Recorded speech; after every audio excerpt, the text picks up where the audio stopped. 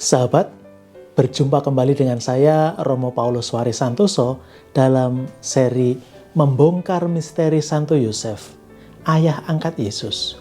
Kali ini kita akan melihat Santo Yosef teladan dalam bekerja. Kita akan melihat dalam cerita perumpamaan-perumpamaan Yesus. Kemudian yang kedua kita akan melihat doa salam Yosef. Sekarang mari kita mengawali semuanya dengan mendoakan doa malaikat Tuhan. Demi nama Bapa dan Putra dan Roh Kudus. Amin. Maria diberi kabar oleh malaikat Tuhan bahwa ia akan mengandung dari Roh Kudus. Salam Maria, penuh rahmat Tuhan sertamu, terpujilah engkau di antara wanita, dan terpujilah buah tubuhmu Yesus. Santa Maria Bunda Allah, doakanlah kami yang berdosa ini, sekarang dan waktu kami mati. Amin. Aku ini hamba Tuhan, terjadilah padaku menurut perkataanmu. Salam Maria, penuh rahmat Tuhan sertamu, terpujilah engkau di antara wanita, dan terpujilah buah tubuhmu Yesus. Santa Maria Bunda Allah, doakanlah kami yang berdosa ini, sekarang dan waktu kami mati. Amin. Sabda sudah menjadi daging dan tinggal di antara kita. Salam Maria, penuh rahmat Tuhan sertamu, terpujilah engkau di antara wanita, dan terpujilah buah tubuhmu Yesus. Santa Maria Bunda Allah, doakanlah kami yang berdosa ini, sekarang dan waktu kami mati. Amin. Doakanlah kami ya Santa Bunda Allah, supaya kami dapat menikmati janji-janji Kristus. Marilah kita berdoa. Ya Allah, karena kabar malaikat kami mengetahui bahwa Yesus Kristus Putramu menjadi manusia, curahkanlah rahmat-Mu ke dalam hati kami, supaya karena sengsara dan salibnya, kami dibawa kepada kebangkitan yang mulia, sebab Dialah Tuhan dan pengantara kami. Amin. Sahabat,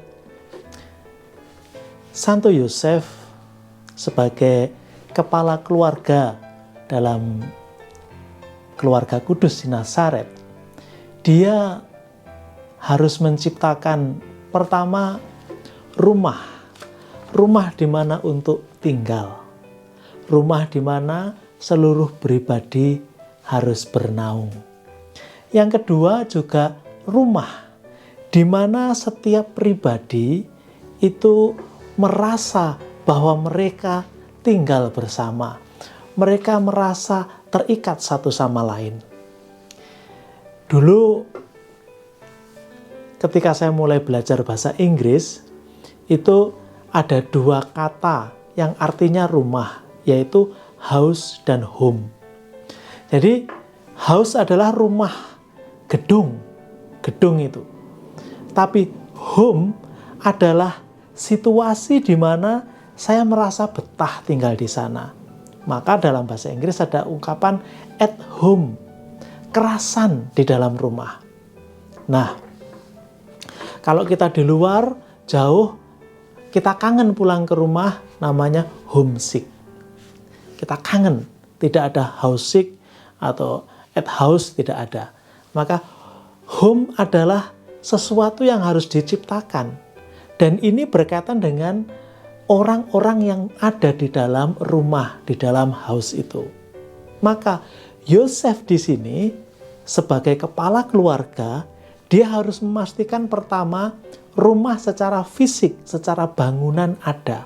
Yang kedua, rumah di mana masing-masing anggota kerasan tinggal di dalamnya. Maka untuk membuat itu, seseorang harus tekun, harus teliti, harus menghitung segala sesuatunya. Di kemudian hari, Yesus membuat perumpamaan. Ketika seseorang ingin membangun menara, dia harus duduk dulu menghitung segala sesuatu. Lalu kalau membangun rumah, pondasinya harus kuat, harus digali, ditanam batu-batu yang kuat sebagai pondasi yang kokoh. Sehingga kalau ada badai, rumah itu tegak berdiri. Hal ini dialami Yesus ketika dia tinggal bersama orang tuanya, bersama Santo Yosef, bersama Bunda Maria, di mana dia mengalami bahwa rumah yang dia tempati itu rumah yang kokoh. Karena Santo Yosef, bapaknya, membangunnya dengan teliti, dengan penuh kehati-hatian.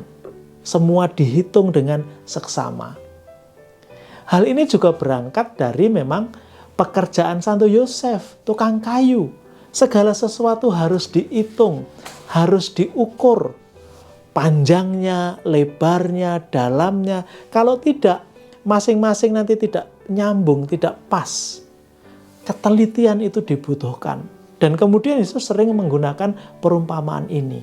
Pengalaman Yesus hidup bersama Santo Yosef itu kerap kali membawa Yesus menemukan bahan dasar cerita untuk mengajar kita semua. Memang kemudian Santo Yosef juga memberi Yesus keleluasaan untuk melakukan banyak hal. Dan Yesus sendiri dalam pengajaran-pengajarannya juga tidak hanya soal membangun rumah, tapi juga bagaimana membuat roti. Kemungkinan dia melihat dari mamanya, dari Bunda Maria membuat roti.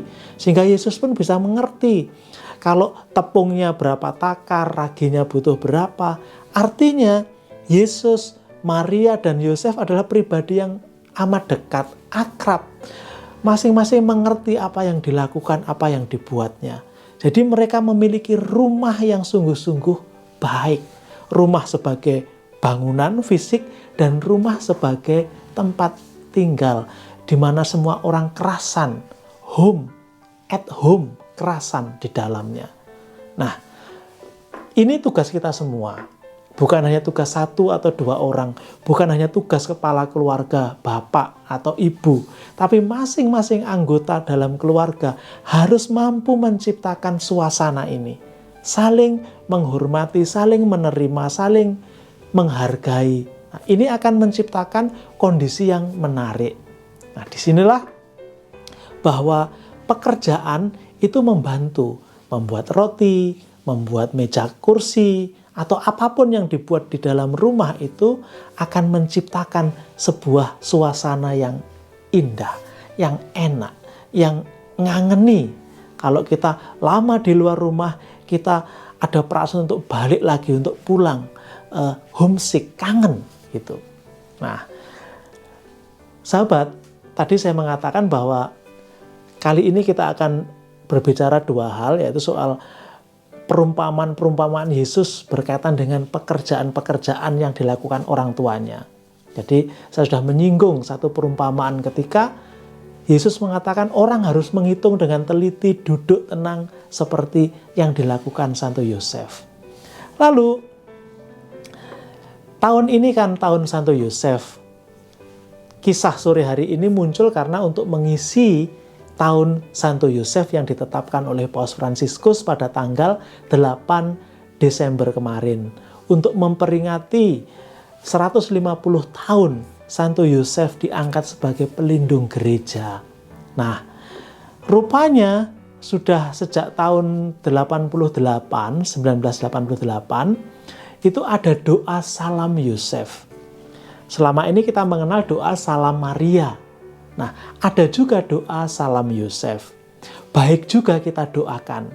Biasanya kan saya menutup pelajaran ini atau belajar kita ini dengan doa kepada Santo Yosef.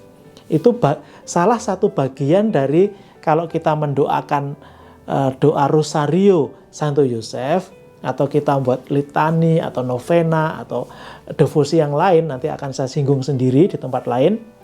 Itu ada doa kepada Santo Yosef. Itu biasa kita doakan sore hari kan. Selesai ini kita doakan itu. Hari ini kita akan mendoakan dua. Salam Yosef dan doa kepada Santo Yusuf. Maka pertama doa kepada Santo Yusuf dulu. Lalu kita akhiri dengan Salam Yosef. Sahabat, mari kita mendoakan doa itu. Demi nama Bapa dan Putra dan Roh Kudus. Amin. Santo Yosef, perlindunganmu amat besar, amat kuat, dan amat cepat di hadapan singgasana Allah. Aku mempercayakan kepadamu segala kepentingan dan keinginanku. Santo Yosef, tolonglah bantu aku dengan kekuatan perantaraanmu dan mohonkan bagiku dari putramu yang ilahi itu, segala berkat rohani melalui Yesus Kristus Tuhan kami. Dengan demikian, dibantu oleh kekuatan surgawimu di bumi ini, aku dapat mempersembahkan terima kasih dan hormatku kepada Bapa yang Maha Kasih. Ya Santo Yosef, aku tak pernah jemu memandangmu dan memandang Yesus yang tertidur dalam pelukanmu. Aku tidak berani mendekat selagi dia beristirahat tenang dekat hatimu. Dekaplah dia atas namaku dan ciumlah keningnya yang indah itu bagiku. Dan mohonkanlah agar dia membalasku dengan ciuman, bila mana aku hampir menghembuskan nafasku yang terakhir. Santo Yosef, pelindung jiwa-jiwa yang akan berpulang, doakanlah aku. Amin. Doa Salam Yosef. Salam Yosef, pria yang tulus, mempelai murni Maria, ayah Mesias keturunan Daud, terpujilah engkau di antara pria, dan terpujilah Yesus Putra Allah yang dipercayakan kepadamu. Santo Yosef, pelindung gereja semesta, lindungilah keluarga-keluarga kami dalam damai dan rahmat ilahi, dan dampingilah kami pada waktu kami mati. Amin. Demi nama Bapa dan Putra dan Roh Kudus. Amin.